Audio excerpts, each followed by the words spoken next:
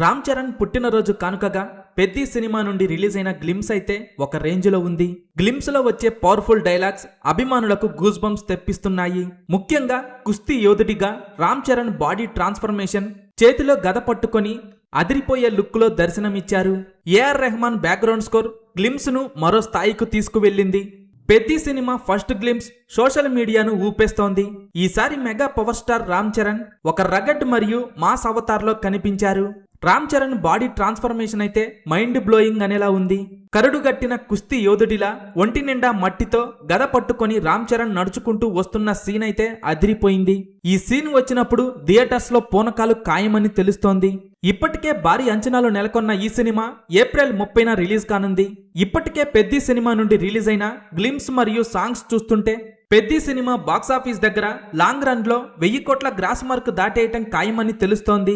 Peddi cinema box office దగ్గర ఎన్ని కోట్లు వసూలు చేస్తుందని మీరనుకుంటున్నారో కింద కామెంట్స్ రూపంలో చెప్పండి.